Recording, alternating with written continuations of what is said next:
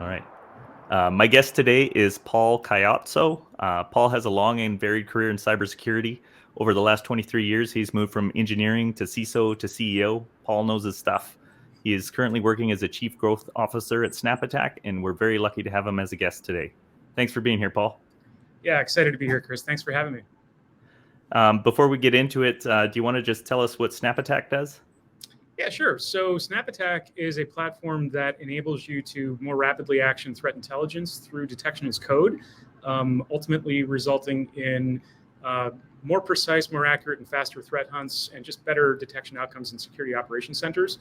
Because through a process of adversary emulation and machine learning, we're able to validate detection content before it hits your SIM or your EDR. And we can also tell you in advance how many false positives you should expect from any given detection, which enables you to, again, just have better detection outcomes and prioritize where you've got to improve your defenses. So up-to-date detection logic, but then also with supporting intel to help you interpret the results of those detections. Yeah, so think about us as kind of the middleware between threat intelligence and SIM detections. So we think of threat intelligence as setting detection requirements. So it's upstream of SnapAttack. We ingest a lot of threat intelligence from many sources. Some we OEM in from partner organizations like Mandiant. Some we scrape from just trustworthy sources like Microsoft or the large vendors. We take what we learn through threat intelligence and emulate the adversary activity in our attack capture lab, which is actually pretty unique because we enable you to basically shoulder surf the adversary and their victim at the same time. So you can see exactly what the bad guy's doing from a keystroke and video perspective, and then the same thing on the victim side. But more importantly than just the video is all the telemetry. So we capture event logs, packets, keystrokes, really anything that might be a useful artifact for a hunt or a forensic investigation, or again, just detections in your SOC. And that enables us to build a pretty large detection repo. We've got thousands of attacks that we've captured that constantly grows. We've got thousands of detections that we've built that also constantly grows. And so customers can basically, with a button click, push good detection content to whatever SIM or EDR they happen to be using, including LimaCharlie. So yeah, it's been pretty revolutionary for the detection engineering field, and it's something I'm excited to talk about. And I think we'll probably get to that a little bit later in the conversation. But yeah, most of the most widely deployed SIMs and EDRs are supported, and so customers can really level up their defenses just by subscribing to SnapAttack. That's very cool. It's a real force multiplier for MSSPs and organizations who maybe don't have giant security teams. It kind of brings that world-class intel and makes it available right away. Yeah, and MSSPs specifically have this problem uniquely. I know that from experience. MSSPs are tasked with securing, many organizations. My former MSSP, where I actually happen to be today, we had hundreds of customers and I think 10 different SIMs and EDR platforms. So if you do the math on that, you have to have expertise across such a wide array of tooling to really have consistency in threat detection. It's extremely challenging, and you basically either solve it through people and expertise across multiple tools, or you solve it through technology. And technology is definitely the more efficient way to go about doing it, but outside of SnapAttack, there really isn't a good option for that sort of thing. So we're doing something different, and we're definitely excited about it. Really cool. Really cool. I'm always interested in how people came to their career in cybersecurity. When did you first develop your interest in computing, and how did that transform into, securing the internet? Sure. So this might be cliched, but I definitely followed in my father's footsteps. Oddly enough, he was pretty early in information security, kind of before it was really a discipline. He's federal government for 47 years, I think. Oh, wow. And so we always had computers in the house when I was a kid. I can remember these, giant compact computers that had the tiny little, green screen on them and the big 5.25-inch discs that we would use. And so at the age of probably, 7, I was playing with those things. And then, when PCs came out, I really enjoyed building my own computers. So I did that for, quite a long time. In fact, I still do it. I might not admit that too openly, but I've built a lot of computers. I've got probably 8 or 9 kicking around the house right now, various different gaming machines or home theater automation, stuff like that. But, the cybersecurity element of it, I think it was kind of happenstance that I wound up in that. One of my first jobs out of school, I was working for a large airline, and I was kind of just a jack of all trades for them from a technology standpoint. This was the late 90s, and I think at that time, I was probably 19, 20. People had at least, how do I say this? There was less expertise around technology than there is today. That's probably obvious. And so, because I like tinkering with stuff and learning things, and I don't. This probably sounds arrogant, but I probably learned things a little bit quickly. They just threw a bunch of stuff at me. And one of the cool things that I did for that organization was I built their risk management intranet site. And so this is a global airline, multi-billion-dollar airline that they had a 19-year-old kid build their intranet site for risk management. So that was kind of the start of it. From there, I did a lot of other stuff around like database administration, systems engineering, systems administration. And a lot of that at that time required you to do the security job too. It wasn't really a separate discipline. And so I got a lot of exposure to security concepts just because of the work that was thrown at me. My first real security job that was, truly security was through a large defense integration company, Northrop Grumman, where I was tasked with basically managing the network from a security perspective for Walter Reed Hospital and that whole organization, which is where the Navy and the Marine Corps and also the president and the vice president go for medical care. So I ran all of their Cisco firewalls, all their email security and stuff like that. And that was a really interesting job because that one really kind of showed me that the mission is really important because we're doing a serious thing. And obviously, the military guys obviously took it seriously. From there, I moved to a different division of the Navy called the Bureau of Medicine and Surgery, which is also in DC, where I live. And there I did a similar thing around like network administration. So, I got a lot of expertise in firewalls and again, sort of exchange security. This is, way long time ago. So that stuff's probably way outdated. I haven't had my hands on Cisco IOS in a while. Maybe thankfully, or Exchange. And with the news these last couple of weeks around Exchange vulnerabilities, I'm glad I'm not an Exchange administrator. But again, that was at Northrop Grumman, and a couple of years into that, so this is 2001. It was really just after 9/11. I got pulled into a project that was focused on building out the national 911 call system for a North African country. That was really experiencing some serious terrorism issues. Al-Qaeda had a really big presence there. And so we were contracted to build out this basically emergency management system for this entire country. And I was enterprise engineer on that. So that involved a lot of different things, everything from building the servers physically, because the company made a decision to buy components instead of completed servers. So we had to, install chips, install memory for thousands of servers, and then even like racking them. So building out the racks, getting all the cabling looking nice, all that sort of jazz.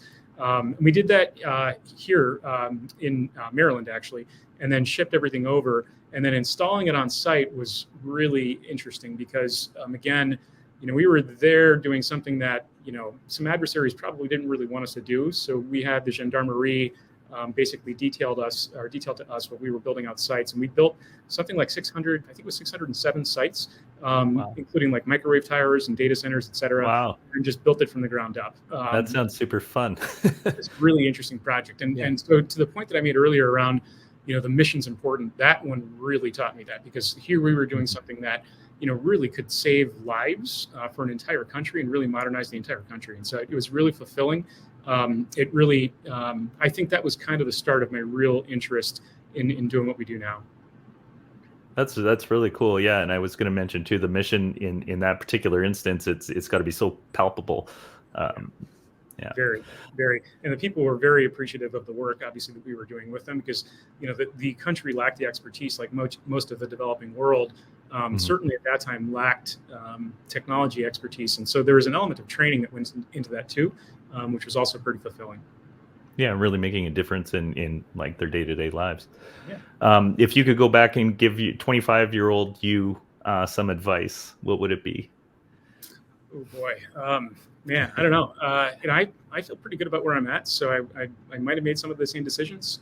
Maybe I would have zigged when I should have zagged in a couple of cases, Right. But overall, I think the most important thing for a young person that's looking at cybersecurity to think about is don't think of it as just a way to make money. Obviously, cybersecurity pays well. I think we all know that. But the people that I've found to be either the best in the business or the ones who get the furthest are the ones who are really passionate about it. And I think passion really, really matters in this industry, maybe more than most. Because again, that mission aspect of it, we're fighting the bad guy. And without us, companies go out of business. Literally, people could lose their lives. And I just don't think that should be lost on anybody. So, that passion means you do your own research. I'm a threat intelligence junkie still. I mean, I don't get my hands dirty in incidents anymore, although I really do miss it. But I still keep up because you just have to. This industry changes so fast. I mean, technology in general changes quickly, but I think no discipline in technology changes faster than cybersecurity. And if you're not keeping up, you're being left behind. And so that's really the most important thing. I'd say just dive in, learn as much as you possibly can. I'm also fortunate that I have had a broad set of experiences. And while I have some specialties, I think that breadth of knowledge has also been really helpful. So I would probably recommend, to myself, do that same thing again there. Okay, well, that's great. I wish all of us could say the same thing. You must have started your career right before the dot-com bubble burst, if I'm doing the math right. What was it like coming into technology at a time when it looked like this great area to be to like layoffs and just, I don't know if everybody who's watching this understands how big that was when it collapsed back in 2000, 2001, I guess. It was definitely a bloodbath, no question about that. And, I guess my experience there was probably a little bit different than others because I didn't work for a technology company, and the technology companies were the ones that really got nuked.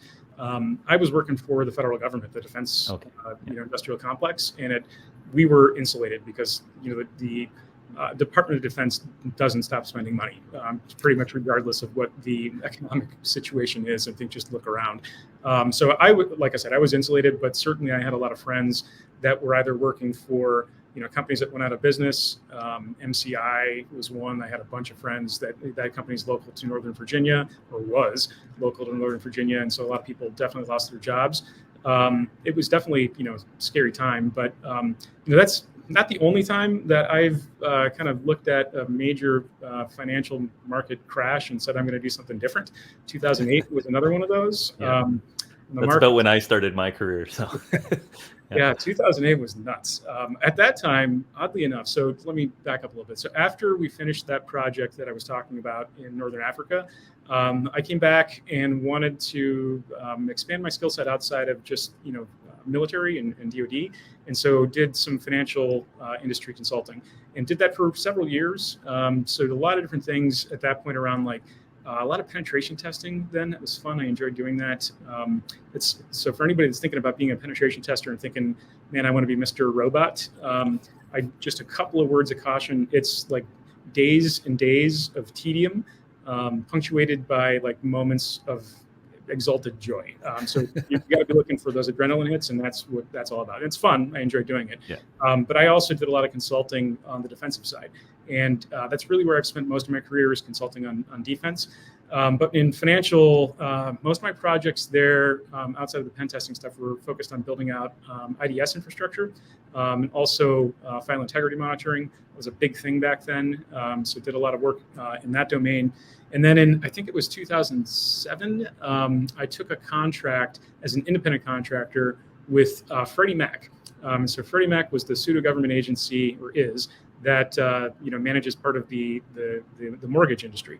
And what happened in 2008 definitely impacted them quite a bit. So that was a bloodbath. And at that point, they cut so many of their staff. And again, I was a contractor, so it was pretty easy to get rid of me.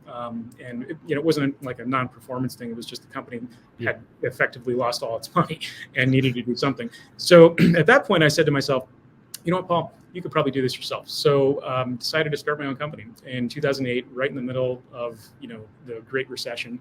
And that's when I started my first MSSP, which was called TruShield, and did that for the subsequent 10 years. So those moments of like economic strife can also be opportunities for people that are willing to take a risk, and that's definitely part of entrepreneurship is being a calculated risk taker and failing fast if you're going to, course correcting where you can. And again, I'm really fortunate to, I guess, have been able to do that, or have been supported by people that help me make those right decisions.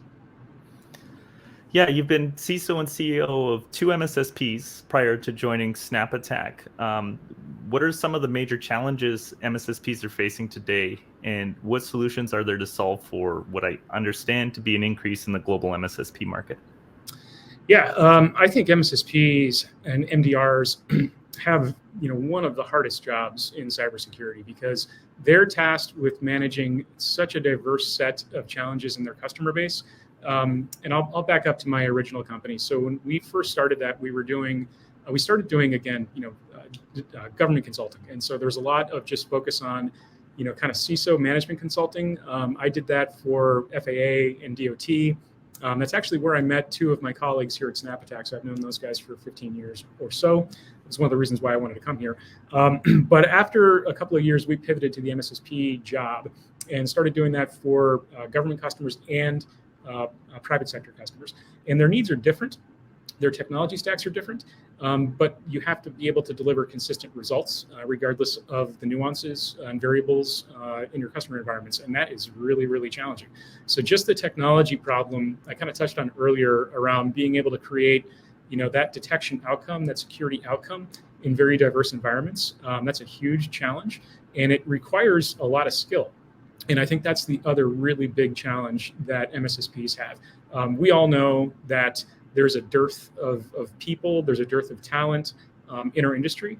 And, it's really, really hard to find and retain the right talent. And certainly, when I first started that company, again, remember, I'm in Northern Virginia, and there's a huge amount of cyber talent in Northern Virginia. It's sort of cyber Silicon Valley because of like AOL was started there, and there's so many data centers in Ashburn, Virginia.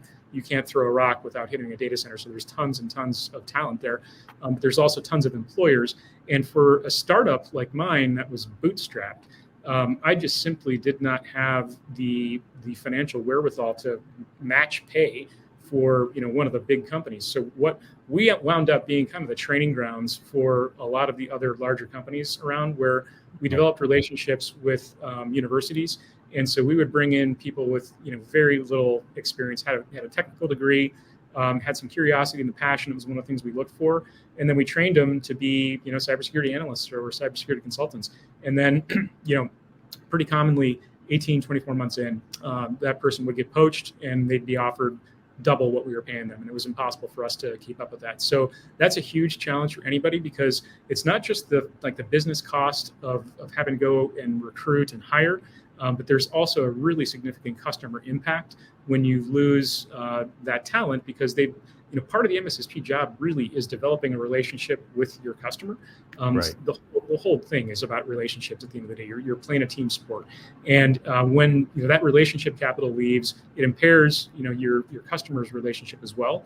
And then also, outside of just the relationship capital that you lose when somebody leaves, there's just a tremendous amount of institutional knowledge that that individual had learned over the course of supporting that customer, that you then have to indoctrinate the next person to get up to the same speed. And if you have kind of that revolving door problem with talent, you're going to struggle. And we definitely did at times. And I'll be very candid about that. There were times when we lost a really key person, and it certainly hurt us. It hurt our customer.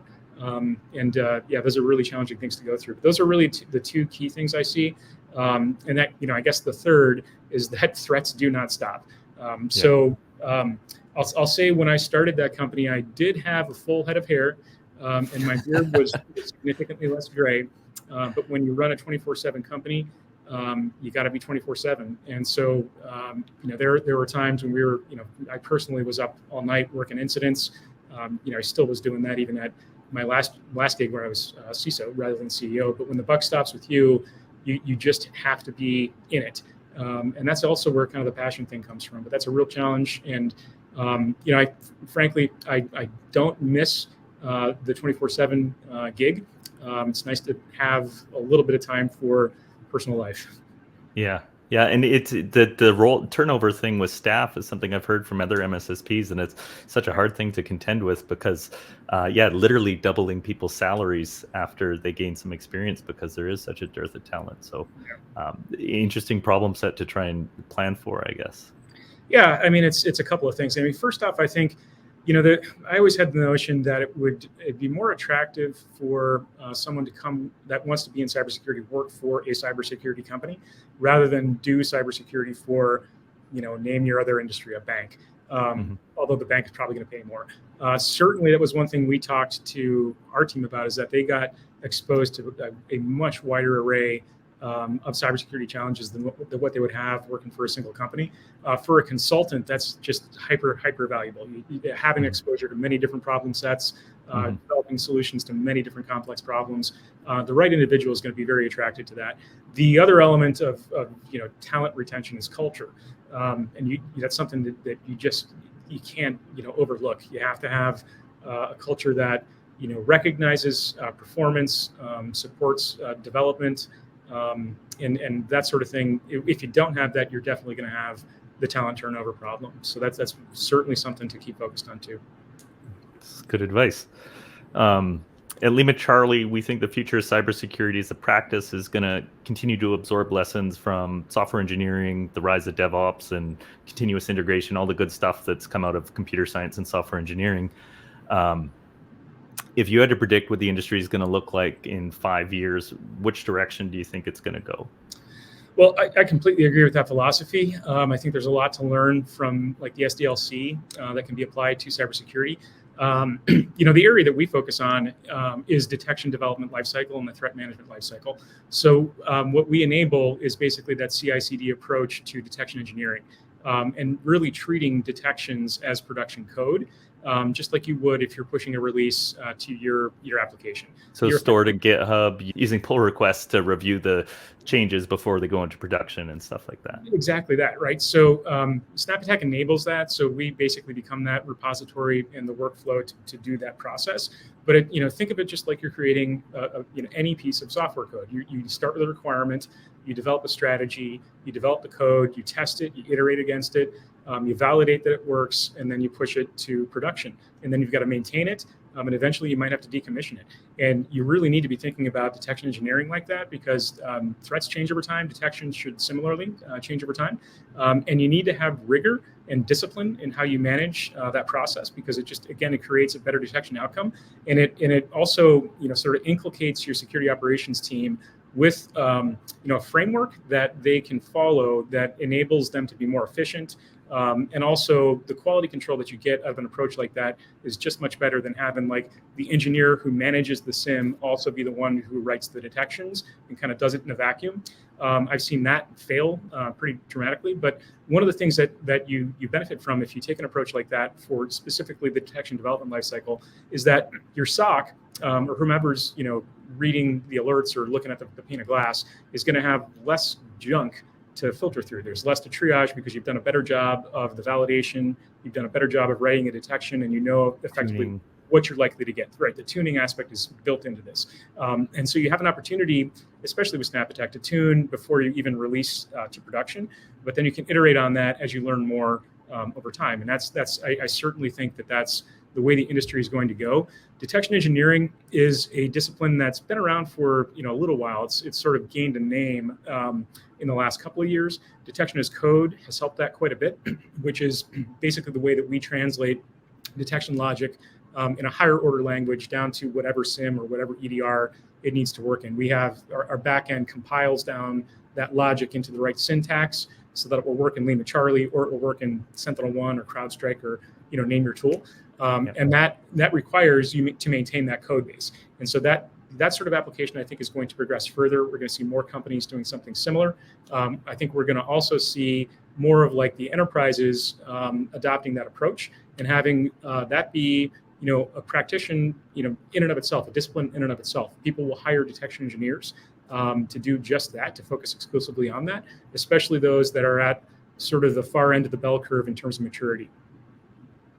Very cool.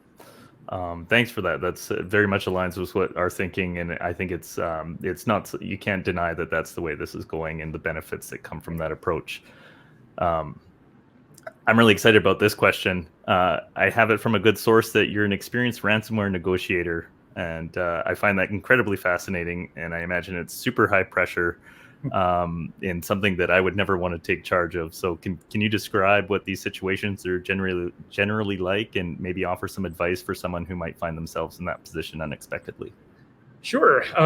It's always interesting. Ransomware incidents, I've worked too many of them. I think, many incident responders have worked more, but the ones that I've worked have been they're always interesting.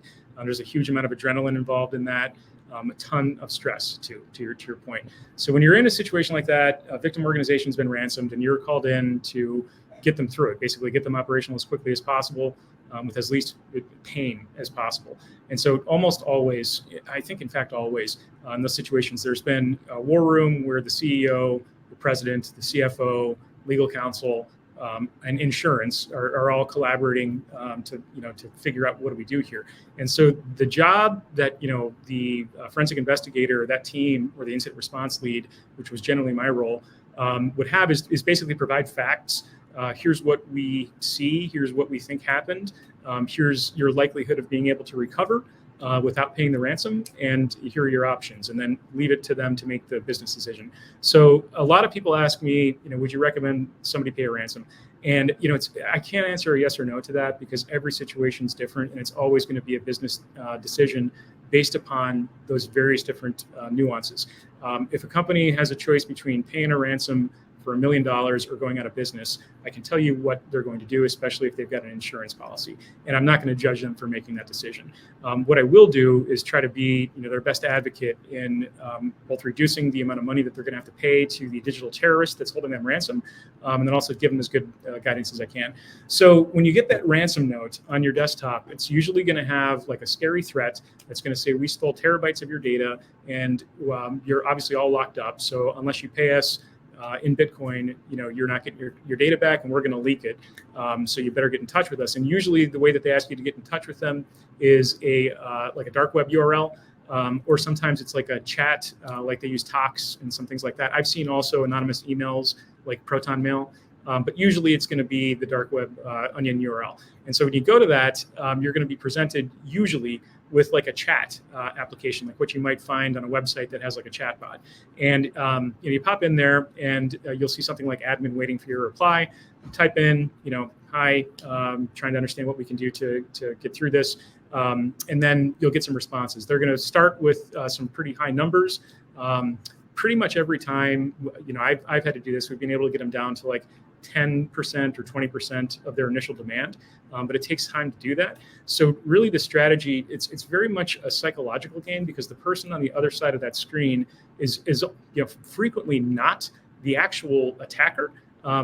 Usually they've got sort of teams that do different things within these criminal organizations. Some are actually writing the ransomware and making it available to the affiliate community. That affiliate community might be the ones that are actually victimizing the organization.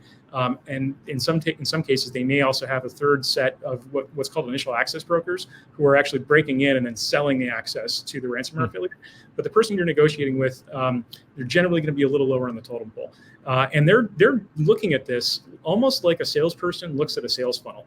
So they're trying to close the deal, right? So whatever gets this deal done, and there's a cost of sale impact, and there's also, they understand that time kills deals. So if you think about it from the business perspective, like your job is to buy time, right? Buying time for not just the forensic team to understand how they got in, and can we block them from getting back in, and can we understand the full scope of their access. You definitely have to buy them time for that, because if you move too quickly and basically restore operations too quickly, the adversary could still have access through some means of persistence or through an unpatched vulnerability that you didn't realize was there.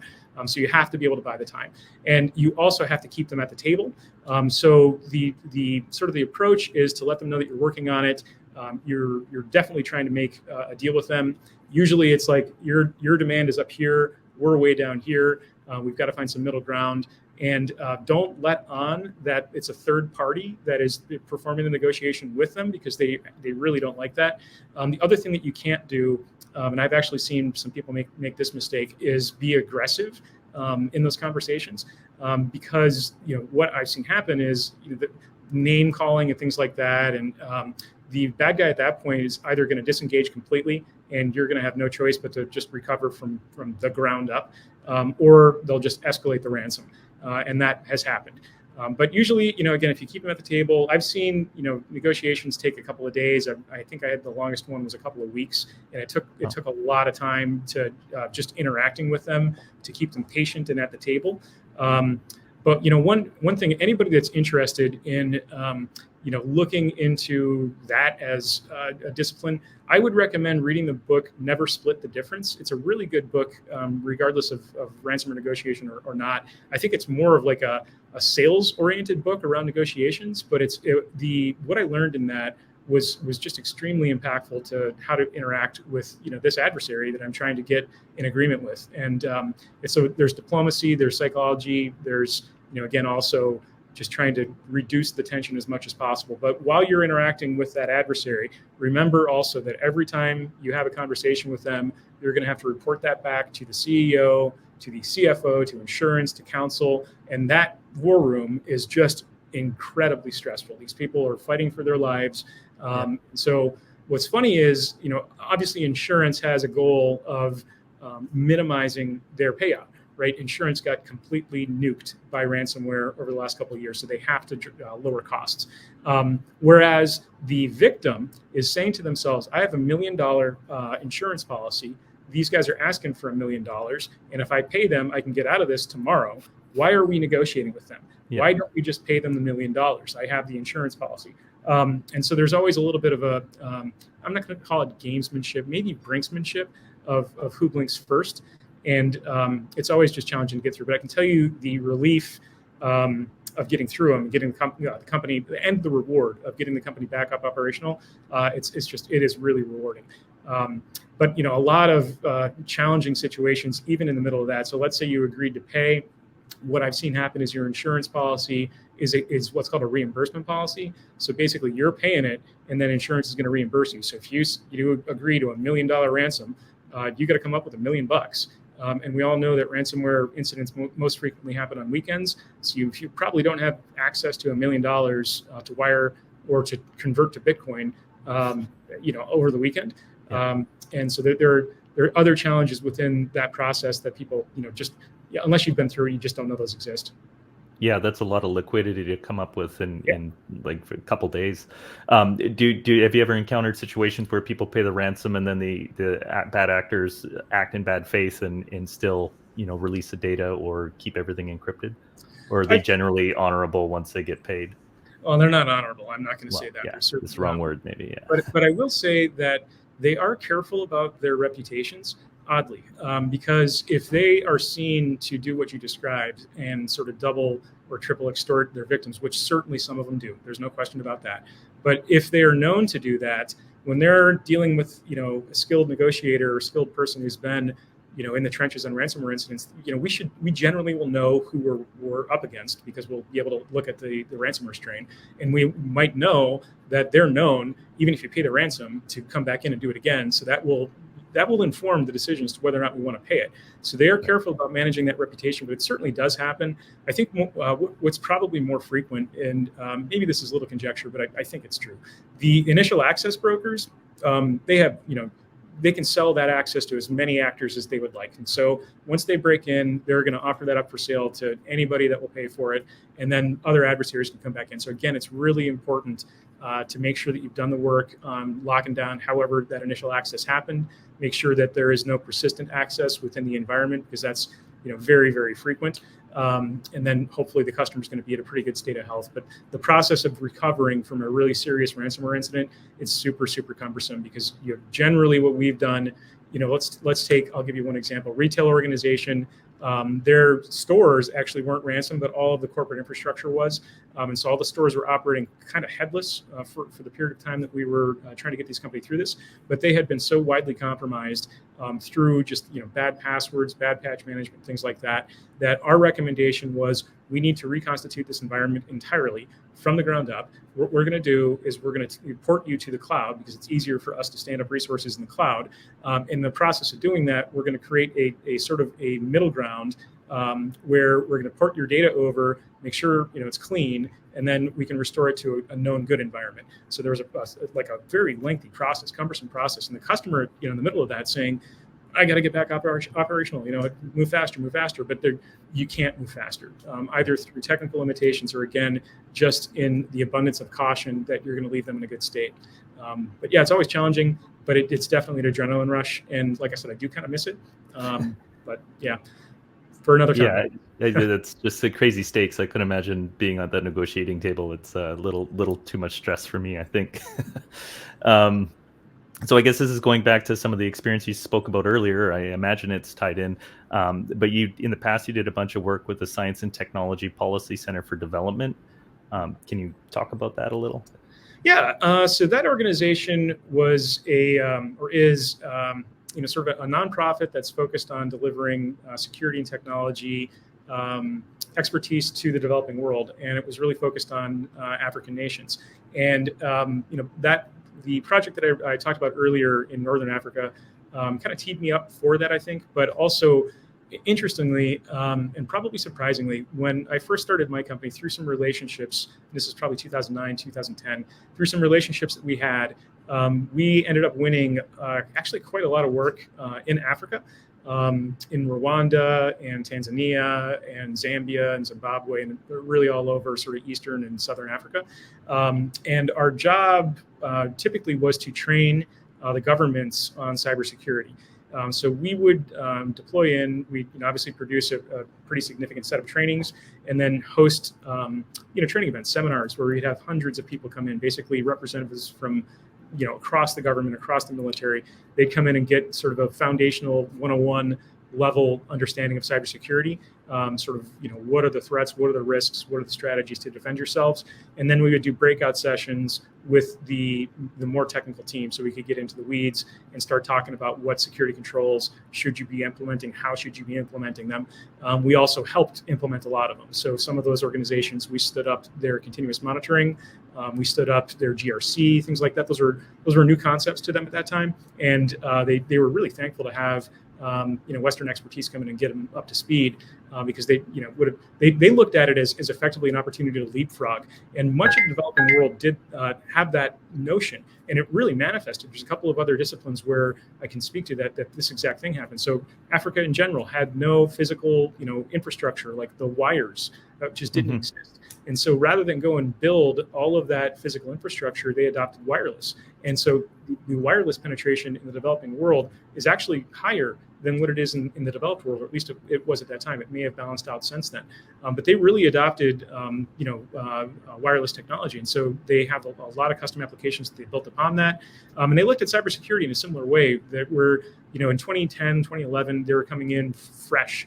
And they thought to themselves, I think rightly so, that rather than go through this same progression that the rest of the world has had to go through to get to where they're at today, let's just get there. And so that leapfrog, I think, helped them quite a bit, because you might not think it, but the threats that they face are numerous and pretty interesting from a cyber criminal standpoint. Also some nation state activity as well. China has a lot of interest in Africa for a variety of reasons. The Bridge and Road Initiative is one of them. As a means of gaining sort of diplomatic presence that gives them a geopolitical advantage around resources.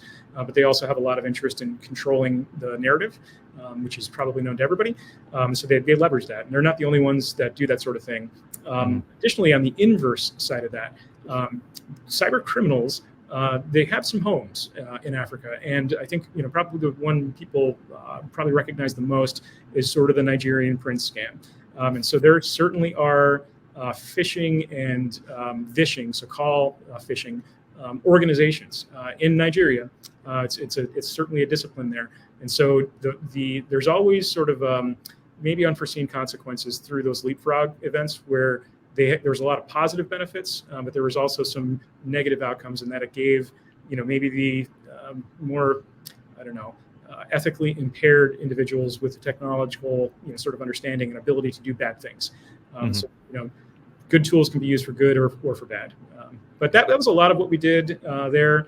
And that actually created the opportunity for me to join the Science and Technology Center, Policy Center for Development. And so that was focused on, again, sort of broadening our reach there. A lot of the same ideas around let's help these countries leapfrog. We looked at various different countries from Western Africa, like Liberia, the Cote d'Ivoire, other really impoverished countries that saw technology as a way to pull themselves out of poverty, and that was really the key focus. Oh, that sounds like really rewarding work, and interesting how it's tied into your earlier work. So Yeah. very cool. We're almost there. This one's for me. In a previous conversation, you let it slip that you have some hobbies, and I believe one of them was related to automobiles. Can you tell me about your love affair with the automobile?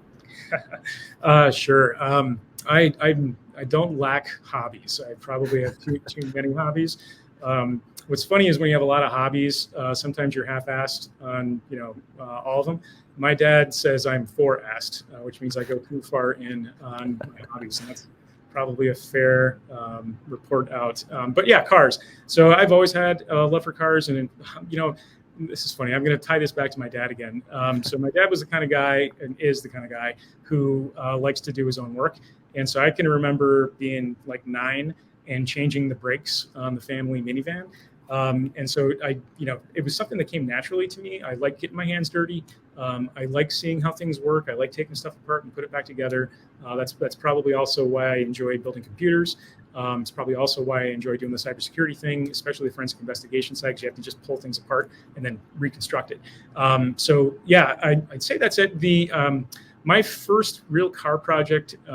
So I had my first car in high school was a Pontiac Fiero that my dad bought me, which he probably shouldn't have done. That ended up abandoned on the side of the road in northern Minnesota in the middle of winter because it died on me, which was a scary moment. But thankfully, Minnesotans are nice, and a good Samaritan got me where I needed to be.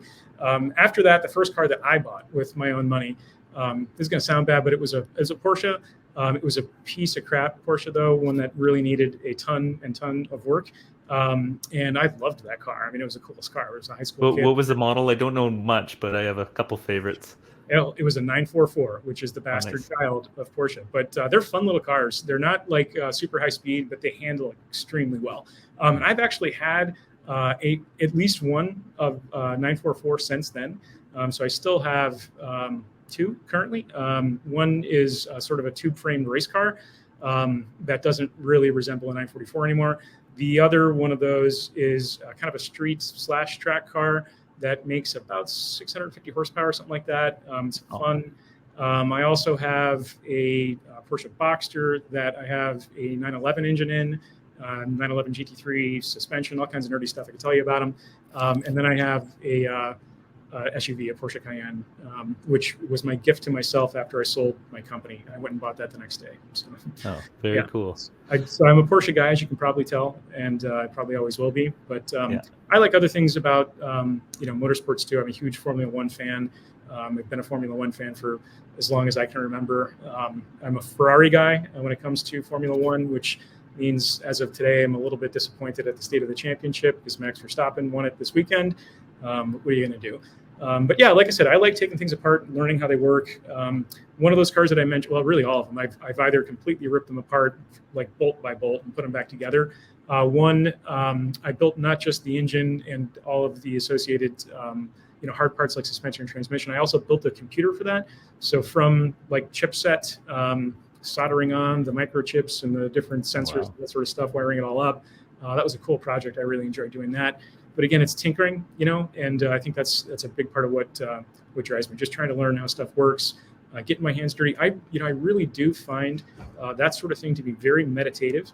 Getting in the garage, getting your hands dirty, and it's actually similar for me in another hobby, which is gardening. I love growing spicy peppers and just sitting up in my garden for an hour or two. Very, very therapeutic. So I guess that's a big part of it for me. Yeah. From the car aspect, I appreciate them for the design aesthetic, but the gardening, I'm very much into as well, and agree with you about the meditative aspect. And I almost feel like there's something very much tied to our DNA about having your hands in the dirt and pulling food out like that. So I agree. Very cool. Okay, so this is my last one, and as wide as you want, or as narrow as you want. Any predictions for the future?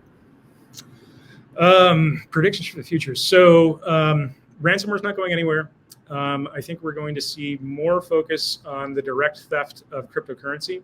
And I think that will be a pivot the cyber criminal ecosystem makes. We see a lot of nation state activity, specifically North Korea, focused on doing that today.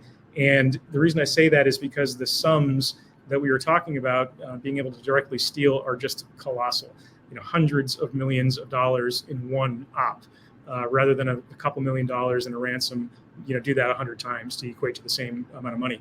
And the issue there is security in the sort of the blockchain cryptocurrency Web3 industry is not really well understood yet. It's certainly not well implemented. And so, what I've seen happen frequently is when you have like a blockchain bridge that enables you to change one token on one blockchain to a different token on another blockchain, that goes through a piece of software. That software is vulnerable. Every piece of software is vulnerable. And a lot of attacks have been focused on those blockchain bridges.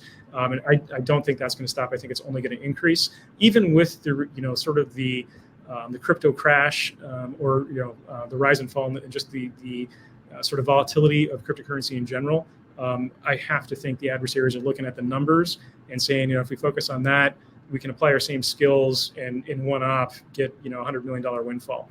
I also think we could see a similar affiliate kind of approach or an as a service approach to that sort of thing, where when somebody has a vulnerability against one of those blockchain bridges, perhaps they sell it to or lease it to multiple different bad actors. The problem with that is, much like ransomware, ransomware is intended to be smash and grab. It's very, very visible. The victim knows what's going on. So very similar in a cryptocurrency theft. The victim knows that they've been victimized. So it's a little bit more difficult to apply sort of that as a service model to it, but I wouldn't be surprised to see it happen. I also wouldn't be surprised to see other sanctioned nation states adopt that approach that North Korea has. So when you look at some obviously sanctioned nation states like Russia, like Iran, they've got to generate income somehow. I'm definitely a believer that the Russian state financially benefits from the ransomware activity that happens in Russia. That's conjecture. There's not proof for it, but I certainly believe it to be true. I have to think that these nation states with these highly advanced capabilities on cybersecurity are developing, that capability too against cryptocurrency specifically. So that's one prediction, and I think that's almost certain to happen from my perspective. But then on the good guy side, I think from maybe a little bit of a different way to answer that question, I think we're going to see a lot of consolidation in our industry. Right now, there are many, many different sort of fragmented point solutions that you see large private equity companies buying multiple companies and sticking them together. I think Thoma Bravo bought like 4 or 5 identity and access management companies in the last couple of months. That activity is not going anywhere. So a lot of consolidation in our industry. I think that's to the customer's benefit, frankly, because there's just so many. If you go on the floor of RSA, there are just thousands and thousands of companies. I can't keep track of it, and I study it, so I don't know how your average consumer of these does. things. Yeah, it's got to be extremely challenging. So that's I think the other prediction I would make is more consolidation. Awesome. Well, thank you so much for your time, Paul. This was a really great conversation. I appreciate all the knowledge that you shared with us today, and I look forward to working with you some more in the future. Yeah, happy to be here, Chris. Thank you for inviting me. Always enjoy it. And a big fan of yours and LimaCharlie's and Maxime's. So yeah, it's great. Take care, sir. All right.